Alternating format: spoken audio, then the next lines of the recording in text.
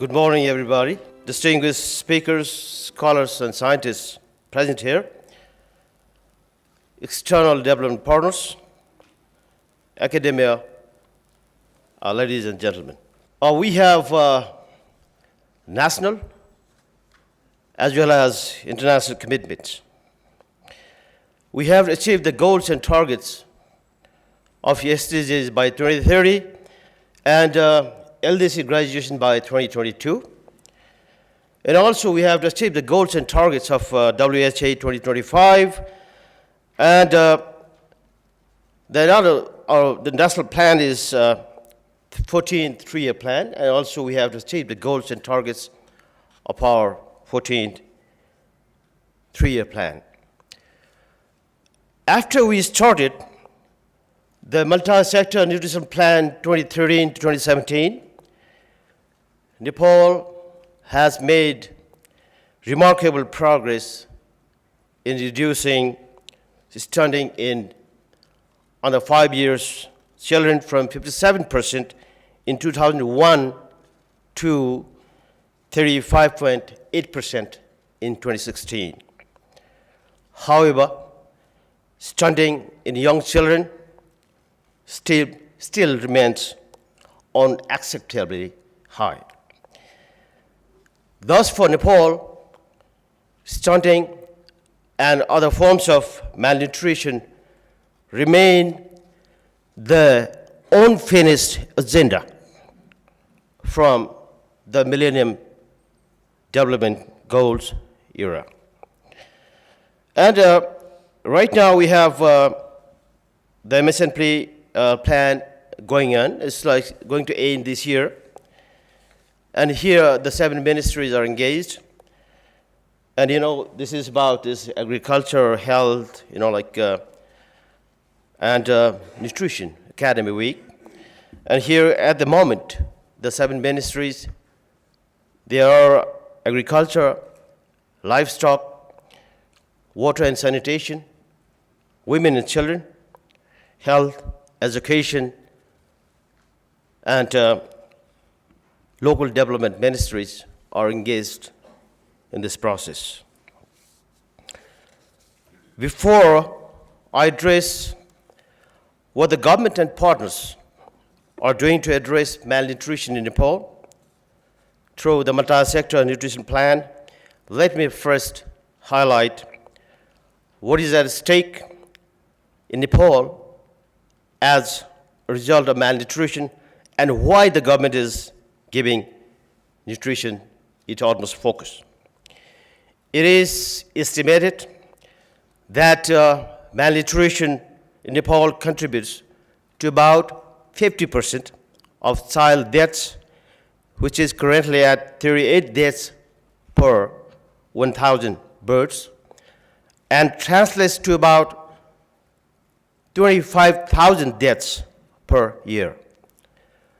So without reducing malnutrition in all its forms, further reduction in child mortality will be compromised.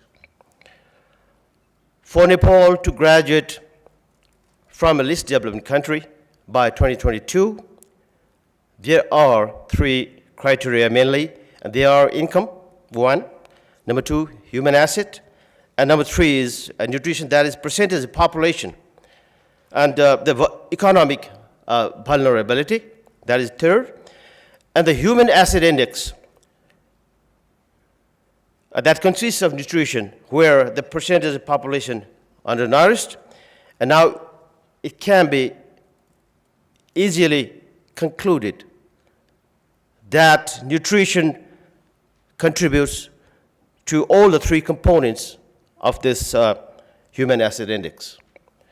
Therefore, nutrition is a prerequisite for Nepal to graduate from LDC. It is projected, so I think there's 5 or 6 months back we had a survey and we had a research on this demographic dividend and also of aging population. And we did it together with UNICEF. Stanley is here. And it is from that research, so what we found out is like it is projected by demographers that Nepal will become an aging population in the next 30 years. That means having greater than 7% of the population over the age of 65 years, which is very high. So in order for Nepal to reap the demographic dividend within the next 30 years, Nepal has to urgently invest in reducing malnutrition and increasing its investment in social and human capital development, focusing on one is children under 5 years of age, and the second one is adolescents. So in order to share with the government of Nepal's response to malnutrition over the past few decades, let me take you through a historical quick journey, and that is before 2011, starting from 1978 till 2011, we had first and second national nutrition strategies, joint nutrition support program, and the Nepal National Nutrition Policy developed by the health sector in 2004, and it was modified in 2008. But these were very single sector driven, and the country felt the need for the national nutrition and the national nutrition assessment and gap analysis. Then in 2009, we started this analysis, and as a result of this, in 2011, the nutrition assessment gap analysis was endorsed by the government in the lead of National Planning Commission, leading to the development of the first multi-sector nutrition plan in Nepal, 2013, 2017. Now we are at the end of this. 2017. And some of the key achievements of this MSNP 1 include number one, establishment of an effective nutrition coordination architecture from national level, regional level, district level, and the community level. So it's going all the way to the down. And the level is characterized by high-level steering committee and the coordination committees. And number two is we have developed Nepal Nutrition Food Security Portal, which is a digital database for all MSNP-related guidelines, studies, policy documents, and mapping of stakeholders. I encourage you to visit this site, to visit our portal, and to follow us on the social media.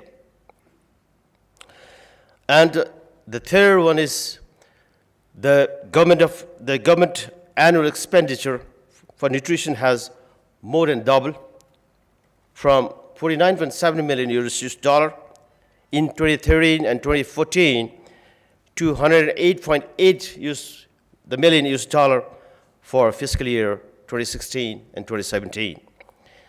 So, building on the lessons learned from the MSNP 1, we have drafted and we are currently finalizing the MSNP 2, which we hope to finish within 1 month and get it approved by the cabinet in the very near future. The process of developing MSNP 2 was particularly following an evidence and the result-based approach consisting of one. So we had 4 workshops, and number one is like nutrition deprivation analysis, looking at where Nepal stands in against World Health Assembly targets and SDG targets using national data. And the second one is causality analysis. It was guided by the conceptual framework on causes of malnutrition, the desk review of publications, including the ones made by this Nutrition Innovation Lab, and review of intervention trends and coverage, and analysis of bottlenecks at supply, demand, and policy level. And number three is formulation of theory of change by mapping the change pathway guided by the Lancet Series 2013, WHA and SDG targets. And number four is formulation of MSNP results framework by sectors to ensure ownership and easy implementation. As a result of this evidence-driven process of formulating MSNP2, we have included new emphasis in order to achieve nutrition SDG targets for Nepal, such as 1. Gender employment and equitable focus on those populations disproportionately affected by the malnutrition. And number 2 is life cycle approach, starting with the golden 1,000 days. And number 3 is forging a strong relationship with the 744 local authorities as per the new constitution on the ongoing federalism. And we have recently developed a special directive on MSNP operationalization within this federalism. And this directive was approved by the National Planning Commission just recently. And number 4 is stronger emphasis on monitoring and accountability for implementation. Clearly, evidence remains at the heart of this policy formulation. Thus, I highly commend the work of the organizers of this symposium for the great efforts that you have made in the past few years to contribute to the reduction of malnutrition in Nepal through evidence generation. So, at the heart of this MSNP2, and guided by the spirit of Sustainable Development Goals, the government makes a special appeal to the organizers of this symposium to provide the institutional capacity development of the research institutions in Nepal. So our higher institutions here in Nepal of learning are doing a commendable job here of providing the higher education and research, but they would benefit more in strengthening the research capacity in future. So this is my request to the organizers here. And with these few remarks, I wish you a very successful deliberations in the next few days. Thank you very much.